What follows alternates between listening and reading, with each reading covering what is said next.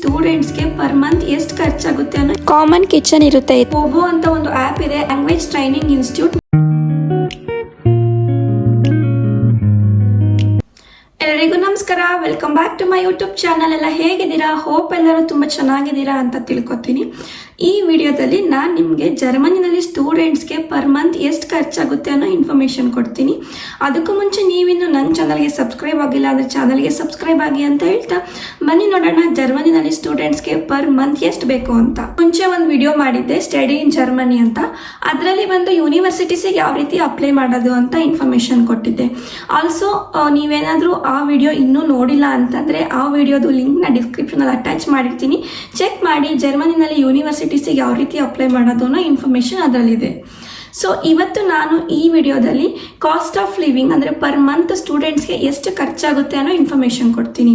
ಇದರಲ್ಲಿ ನಾನು university fees like tuition fees ಆಗಲಿ ಸೆಮಿಸ್ಟರ್ ಫೀಸ್ ಆಗಲಿ ಎಷ್ಟಾಗುತ್ತೆ ಅಂತ ಹೇಳಲ್ಲ. ಬಿಕಾಸ್ ಅದನ್ನು ಬಿಟ್ಟು ನಿಮ್ಮ ಕಾಲೇಜ್ಗೆ ಯೂನಿವರ್ಸಿಟೀಸ್ಗೆ ಎಷ್ಟು ಖರ್ಚಾಗುತ್ತೆ ಅದನ್ನು ಬಿಟ್ಟು ಬೇರೆದೆಲ್ಲ ಏನೇನು ಖರ್ಚು ಬರುತ್ತೆ ನಿಮಗೆ ಪರ್ ಮಂತ್ ಅನ್ನೋ ಇನ್ಫಾರ್ಮೇಷನ್ ಕೊಡ್ತೀನಿ. ಜರ್ಮನಿನಲ್ಲಿ ಸ್ಟೂಡೆಂಟ್ಸ್ಗೆ ಟ್ಯೂಷನ್ ಫೀಸು ಮತ್ತು ಸೆಮಿಸ್ಟರ್ ಫೀಸ್ ಇದನ್ನು ಬಿಟ್ಟು ಪರ್ ಮಂತ್ ಫಿಕ್ಸ್ಡ್ ಖರ್ಚು ಯಾವುದಪ್ಪ ಬರುತ್ತೆ, ಫಿಕ್ಸ್ಡ್ ಎಕ್ಸ್ಪೆನ್ಸಸ್ ಅಂತಂದರೆ ಫಸ್ಟ್ ಒನ್ ಬಂದು ಅಕಾಮಡೇಷನ್, ನೆಕ್ಸ್ಟ್ ಬಂದುಬಿಟ್ಟು ನಿಮ್ಮದು health insurance and third one ಬಂದುಬಿಟ್ಟು ಗ್ರಾಸರೀಸು. ನಿಮ್ಮ ಟ್ಯೂಷನ್ ಫೀಸು ಮತ್ತು ಸೆಮಿಸ್ಟರ್ ಫೀಸ್ನ ಬಿಟ್ಟು ಇದು ಮೂರು ಎವ್ರಿ ಮಂತ್ ನಿಮಗೆ ಇದ್ದೇ ಇರುತ್ತೆ. ಇದನ್ನು ಬಿಟ್ಟು ನೀವು ಏನಾದ್ರು ಖರ್ಚು ಮಾಡ್ಕೋಬೋದು, ಬಟ್ ಇದನ್ನು ಮಾತ್ರ ಫಿಕ್ಸ್ಡ್ ಆಗಿರುತ್ತೆ, ಎವ್ರಿ ಮಂತ್ ಇಷ್ಟು ಖರ್ಚಿರುತ್ತೆ. ಸೊ ನಾನು ಫಸ್ಟ್ಲಿ ಬಂದುಬಿಟ್ಟು ಅಕಾಮಡೇಷನ್ ಯಾವ ರೀತಿ ಇರುತ್ತೆ, ಖರ್ಚು ಯಾವ ರೀತಿ ಆಗುತ್ತೆ ಅಂತ ಹೇಳ್ತೀನಿ. ಅಕಾಮಡೇಷನ್ ಅಂತ ಕನ್ಸಿಡರ್ ಮಾಡೋದಾದರೆ ಅಗೇನ್ ಇದು ನಿಮ್ಮ ಸಿಟಿ ಮೇಲೆ ಡಿಪೆಂಡ್ ಆಗುತ್ತೆ. ನೀವು ಇವಾಗ ಚಿಕ್ಕ ಚಿಕ್ಕ ಸಿಟಿಗಳಲ್ಲಿ ಇದ್ದೀರಾ ಅಂತಂದರೆ ಇದಕ್ಕೆ ರೆಂಟ್ ಬಂದುಬಿಟ್ಟು 300 400 ಈ ಥರ ಇರುತ್ತೆ. ಸಮ್ಟೈಮ್ಸ್ ಬಿಲೋ 300 ಕೂಡ ನಿಮಗೆ ರೆಂಟ್ ಸಿಕ್ಬಿಡುತ್ತೆ. ಆಲ್ಸೋ ಈಗ ಚಿಕ್ಕ ಚಿಕ್ಕ ಸಿಟಿನೂ ಅಲ್ಲ, ಈ ಕಡೆ ಫುಲ್ ದೊಡ್ಡ ಸಿಟಿನೂ ಅಲ್ಲ, ಮೀಡಿಯಮ್ ನಮ್ಮ ಇಂಗೋಲ್ ಸ್ಟೇಟ್ ಥರ ಇದ್ದೀರಾ ಸಿಟಿನಲ್ಲಿ ನೀವು ಇದ್ದೀರಾ ಅಂತಂದರೆ ನಿಮಗೆ ರೆಂಟ್ ಬಂದುಬಿಟ್ಟು 400 600 ಈ ರೇಂಜಲ್ಲಿರುತ್ತೆ.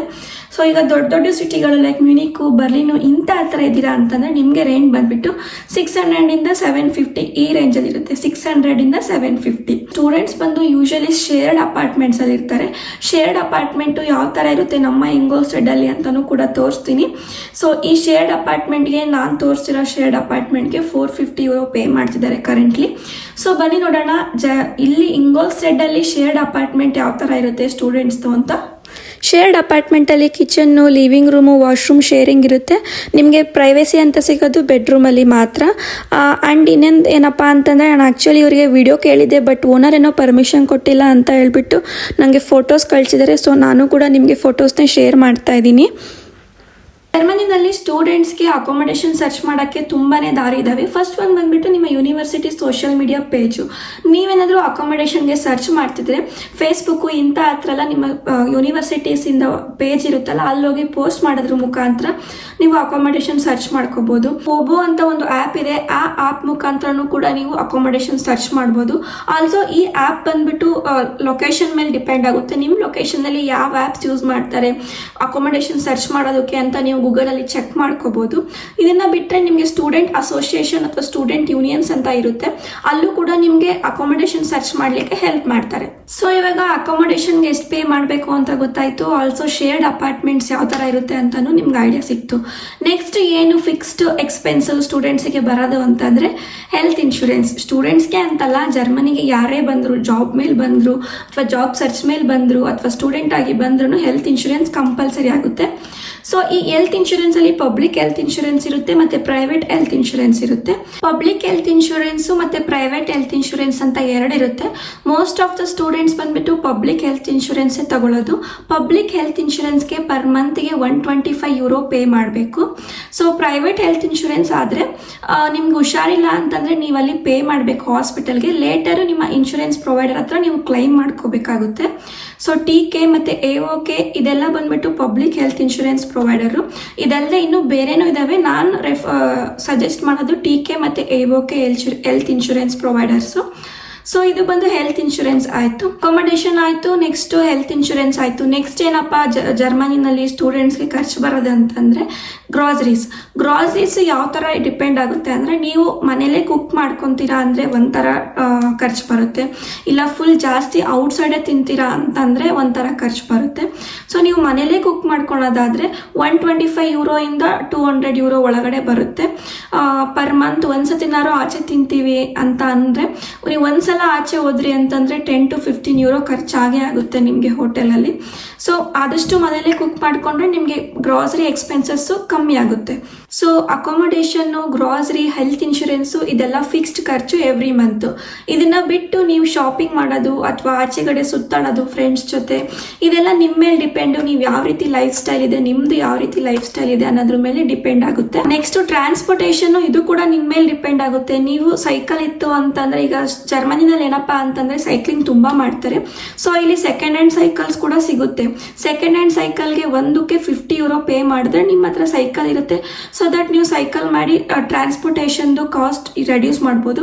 ಇಲ್ಲ ಪಬ್ಲಿಕ್ ಟ್ರಾನ್ಸ್ಪೋರ್ಟೇಷನ್ ಯೂಸ್ ಮಾಡ್ತೀವಿ ಅಂದರೆ ನಿಮಗೆ ಸ್ಟೂಡೆಂಟ್ ಪಾಸ್ ಕೂಡ ಕೊಡ್ತಾರೆ ಇಲ್ಲಿ. ಸೊ ನೀವು ಅದನ್ನು ಯೂಸ್ ಮಾಡ್ಕೋಬೋದು. ಸೊ ಇಲ್ಲಿ ನಾನು ಮೇಜರಾಗಿ ಕಾನ್ಸಂಟ್ರೇಟ್ ಮಾಡಿರೋದು fixed expenses like accommodation, health insurance ಮತ್ತು ಗ್ರಾಸರೀಸು. ಇದನ್ನ ಬಿಟ್ಟು ಬೇರೆ ಎಲ್ಲ ಖರ್ಚು ನಿಮ್ಮ ಮೇಲೆ ಡಿಪೆಂಡು, ನೀವು ಯಾವ ಥರ ಲೈಫ್ ಸ್ಟೈಲ್ ಲೀಡ್ ಮಾಡ್ತೀರಾ ಅನ್ನೋದ್ರ ಮೇಲೆ. ಆಲ್ಸೋ ನೀವು ಜರ್ಮನಿಗೆ ಸ್ಟೂಡೆಂಟ್ ಆಗಿ ಬರ್ತಿದ್ದೀರಾ ಅಂತ ಅಂದರೆ, ಸ್ಟೂಡೆಂಟ್ ಅಂತಲ್ಲ, ಯಾರೇ ಜರ್ಮನಿಗೆ ಬಂದ್ರು, ಜಾಬ್ ಮೇಲೆ ಬಂದ್ರೂ ಕೂಡ ಜರ್ಮನಿನಲ್ಲಿ ಜರ್ಮನ್ ಲ್ಯಾಂಗ್ವೇಜ್ ಒಂದು ಬ್ಯಾರಿಯರ್ ಆಗಿಬಿಡುತ್ತೆ. ಸೊ ಜರ್ಮನ್ ಲ್ಯಾಂಗ್ವೇಜ್ ಕಲ್ತ್ರೆ ಒಳ್ಳೇದು ಅಂತ ಹೇಳ್ತೀನಿ. Indian institute of foreign language, ಇದು ಬಂದು ಲ್ಯಾಂಗ್ವೇಜ್ ಟ್ರೈನಿಂಗ್ ಇನ್ಸ್ಟಿಟ್ಯೂಟ್, ನಮ್ಮ ಬ್ಯಾಂಗ್ಳೂರ್ ಇನ್ಸ್ಟಿಟ್ಯೂಟ್ ಇದು. ಇವ್ರು ಬಂದ್ಬಿಟ್ಟು ಸುಮಾರು 11 ವರ್ಷದಿಂದ 15,000 ಸ್ಟೂಡೆಂಟ್ಸ್ಗೆ ಜರ್ಮನ್ ಕ್ಲಾಸಸ್ನ ಪ್ರೊವೈಡ್ ಮಾಡ್ತಾ ಇದ್ದಾರೆ. ಸೊ ನೀವೇನಾದರೂ ಜರ್ಮನಿಗೆ ಸ್ಟೂಡೆಂಟ್ ಆಗಿ ಬರ್ತಿದ್ರೆ, ಅಥವಾ ಜಾಬ್ ಮೇಲೆ ಬರ್ತಿದ್ರೆ, ಅಥವಾ ಆಲ್ರೆಡಿ ಜರ್ಮನಿಲಿ ಬಂದು ಓದ್ತಾ ಇದ್ರೆ, ಅಥವಾ ಜಾಬ್ ಮಾಡ್ತಿದ್ರೆ, ನೀವು ಜರ್ಮನ್ ಕಲಿಬೇಕು ಅಂತಂದರೆ ಇವ್ರದ್ದು ಡೀಟೇಲ್ಸ್ನ ನಾನು ಸ್ಕ್ರೀನ್ ಮೇಲೆ ಮತ್ತು ಕೆಳಗಡೆ ಡಿಸ್ಕ್ರಿಪ್ಷನಲ್ಲಿ ಅಟ್ಯಾಚ್ ಮಾಡಿರ್ತೀನಿ, ಚೆಕ್ ಮಾಡಿ. ಇವರು ಆನ್ಲೈನ್ ಕ್ಲಾಸಸ್ ಕೂಡ ಪ್ರೊವೈಡ್ ಮಾಡ್ತಾರೆ, ಆಲ್ಸೋ ಫ್ರೀ ಡೆಮೋ ಕೂಡ ಇರುತ್ತೆ. ಸೊ ಡೆಮೋನು ಅಟೆಂಡ್ ಮಾಡಿ, ನಿಮ್ಗೆ ಇಷ್ಟ ಆದರೆ ಎನ್ರೋಲ್ ಆಗಿ. ಇವಾಗ ನಾನು ತೋರಿಸಿದ ಮನೆಗೆ ಬಂದ್ಬಿಟ್ಟು €450 ರೆಂಟ್.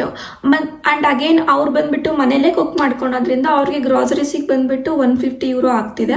ಸೊ ಅದನ್ನು ಬಿಟ್ಟು ಹೆಲ್ತ್ ಇನ್ಶೂರೆನ್ಸ್ ಅಂತ ಅಂದರೆ €125. ಆಲ್ಸೋ ಎಕ್ಸ್ಟ್ರಾ ಅಂತ ತಗೊಳೋದಾದರೆ, ಈಗ ಪರ್ ಮಂತ್ ಒಂದ್ಸಲ ನಾರು ಆಚೆಗಡೆ ಹೋಗ್ತೀರಾ ಫ್ರೆಂಡ್ಸ್ ಜೊತೆ ಅಂತೆಲ್ಲ ಕನ್ಸಿಡರ್ ಮಾಡೋದಾದರೆ, ಪರ್ ಮಂತ್ ನಿಮಗೆ ಅಪ್ರಾಕ್ಸಿಮೇಟ್ ಆಗಿ ಒಂದು €800 ಆದರೂ ಬೇಕಾಗುತ್ತೆ ಅಂತ ಒಂದು ಹೇಳ್ತೀನಿ. ಆ್ಯಂಡ್ ಇದು ಫಿಕ್ಸ್ಡ್ ಅಲ್ಲ, ನಾನು ಹೇಳ್ತಾ ಇರೋದು ನಮ್ಮ ಇಂಗೋಸ್ಟೆಡ್ ರೇಂಜಿಗೆ ಹೇಳ್ತಾ ಇದ್ದೀನಿ. ಸೊ ಹೋಪ್ ನಿಮಗೆಲ್ಲ ಜರ್ಮನಿನಲ್ಲಿ ಸ್ಟೂಡೆಂಟ್ಸ್ಗೆ ರಫ್ ಆಗಿ ಎಷ್ಟು ಖರ್ಚು ಬರುತ್ತೆ ಅಂತ ಒಂದು ಐಡಿಯಾ ಬಂದಿದೆ. ನಿಮ್ಮ ಯೂನಿವರ್ಸಿಟಿ ಫೀಸ್ ಎಲ್ಲ ಬಿಟ್ಟು ಎಕ್ಸ್ಟ್ರಾ ಎಷ್ಟು ಬೇಕು ನಿಮಗೆ ಅಂತಲೂ ಕೂಡ ನಿಮಗೆ ಐಡಿಯಾ ಸಿಕ್ಕಿದೆ ಅಂತ ಅನ್ಕೋತೀನಿ. ವಿಡಿಯೋ ಇಷ್ಟ ಆಗಿತ್ತು ಅಂದರೆ ವಿಡಿಯೋಗೆ ಲೈಕ್ ಮಾಡಿ, ಕಮೆಂಟ್ ಮಾಡಿ, ಶೇರ್ ಮಾಡಿ. ಆಲ್ಸೋ ಚಾನಲ್ಗೆ ಸಬ್ಸ್ಕ್ರೈಬ್ ಆಗೋದು ಮಾತ್ರ ಮರಿಬೇಡಿ ಅಂತ ಹೇಳ್ತಾ ವಿಡಿಯೋನ ಇಲ್ಲಿಗೆ ಎಂಡ್ ಮಾಡ್ತೀನಿ. See you in next video. Bye.